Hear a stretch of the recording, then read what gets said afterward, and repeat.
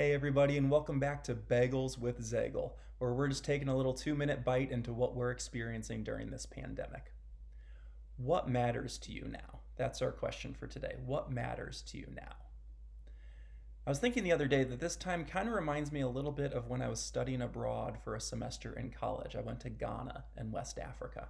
And while I was there, I actually read a book by a guy who spent a year of his life on a small island nation in the South Pacific Ocean. And he writes in the book that he says, I wanted to change as many variables in my life as possible and see which ones I missed the most. And I was like, oh my gosh, that's kind of what I'm doing in Ghana. Like, I wanted to get as far outside my normal routine as I could and see what I missed and what I didn't miss, what I could totally live without and what I totally did not want to live without. And so that's kind of the question before us now. What matters to you in life now?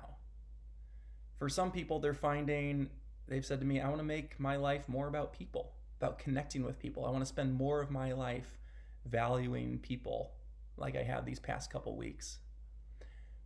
What can you totally live without? What's it maybe actually a lot better if you live without? For some people, that's been realizing, man, I don't want to be going 100 miles an hour. That's not how I want to live my life.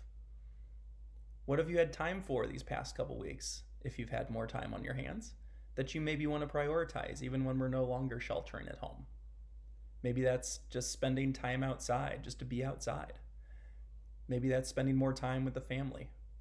Some people have taken up journaling and have really loved that. For a lot of people, this new routine stinks. And as long as we're being forced into it, it's also an opportunity to take stock of our lives. A whole lot of variables have changed. What people and things do you miss the most? And what people and things could you totally live without? I'd love to hear what you're finding in response to those questions these days. So shoot me an email at the address in the description below. Hang in there and have a great day, everybody.